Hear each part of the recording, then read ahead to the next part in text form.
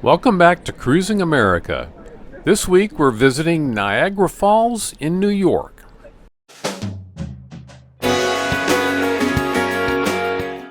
We're Steve and Kathleen. We're Cruising America in our 35-foot fifth wheel RV, chasing 70-degree weather year-round.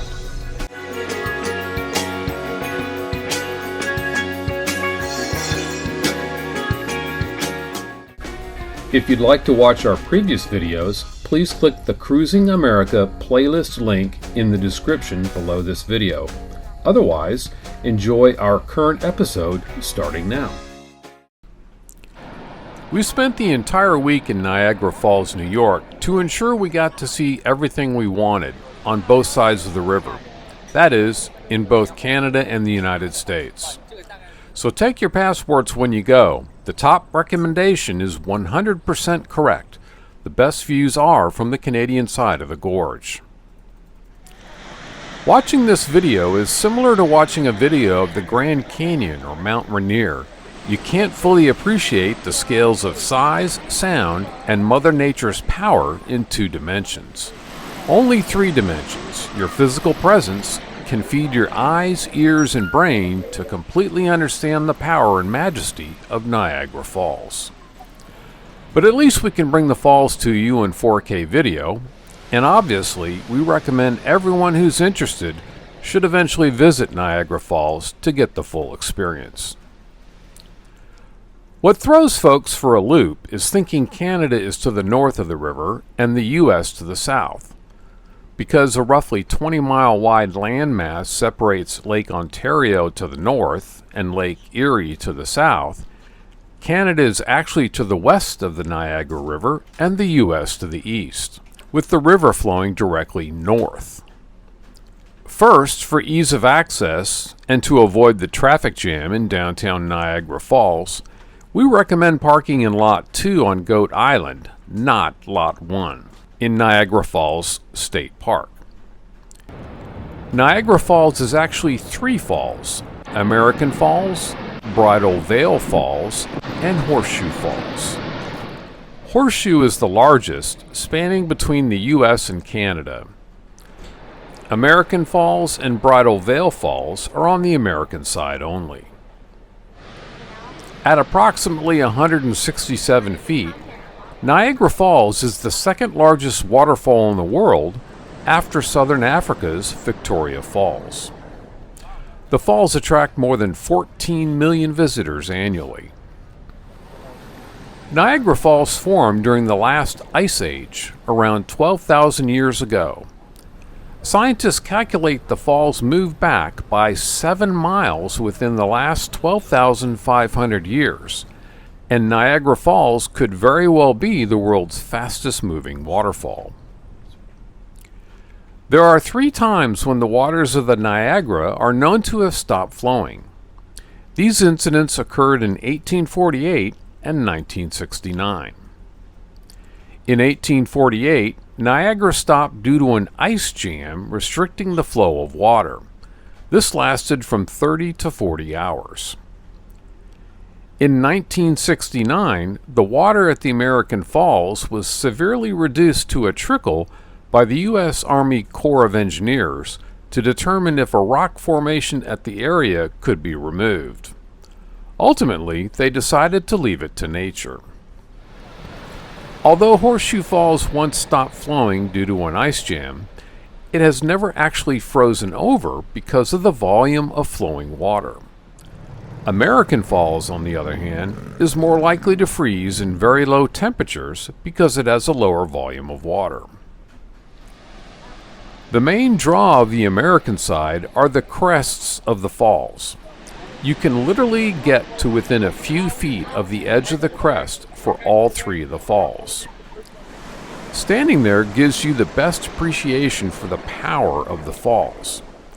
Approximately 3,160 tons of water, or about 700,000 gallons, flows over Niagara Falls every second. These are truly incredible and almost unbelievable numbers, even after personally viewing the falls.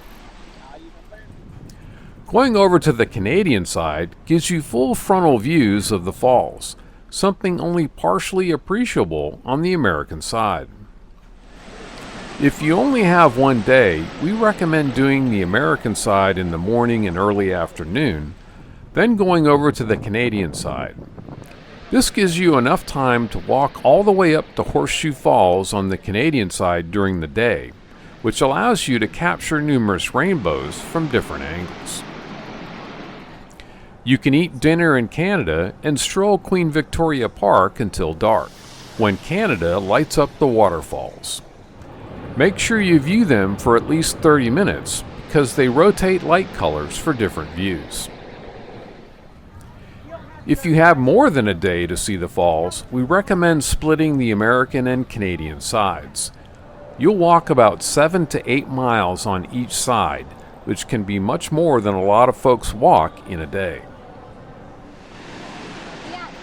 Niagara Falls produces a significant amount of hydroelectric power, supplying energy to both the U.S. and Canada. The river has such a powerful flow of water in terms of speed and volume, it is capable of supplying almost 4.9 million kilowatts of electricity, enough to power as many as 3.8 million homes. The first time water from the Canadian Niagara River was diverted to generate electricity was in 1893. It's actually possible to control and even stop the water down Niagara Falls. During tourist season, from April to October, the volume of water flow is kept at 100,000 cubic feet per second by both the New York Power Authority and Ontario Hydro. At night, the water flow rate is reduced to just 50,000 cubic feet per second. For more than 200 years, Niagara Falls was called the honeymoon capital of the world. Niagara Falls earned the claim back in 1801 when Theodosia Burr, the daughter of U.S. Vice President Aaron Burr, and her new husband, Joseph Alston, the future governor of South Carolina, embarked from Albany to the falls as part of their bridal tour. A few years later, Jerome Bonaparte, brother of Napoleon, and his bride traveled from New Orleans to Niagara Falls via stagecoach to experience its splendor.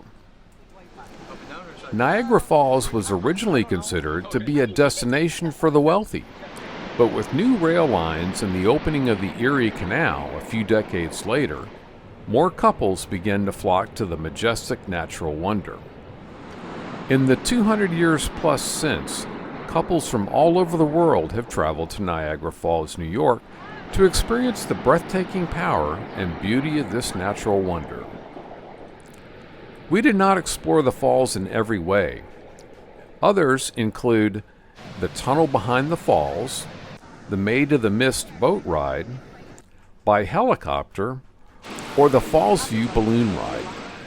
Also, the entire falls area is a restricted no-fly airspace for drones.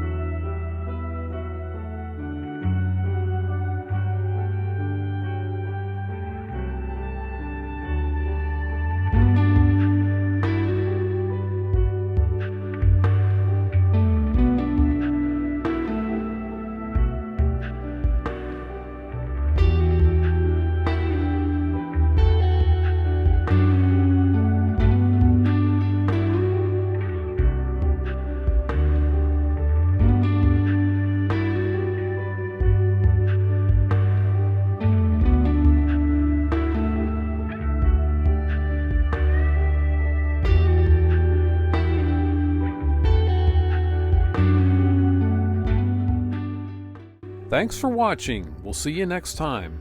If you're not a subscriber yet, please subscribe to our channel by clicking the subscribe button below, then click the bell to receive an instant message each time we publish more videos.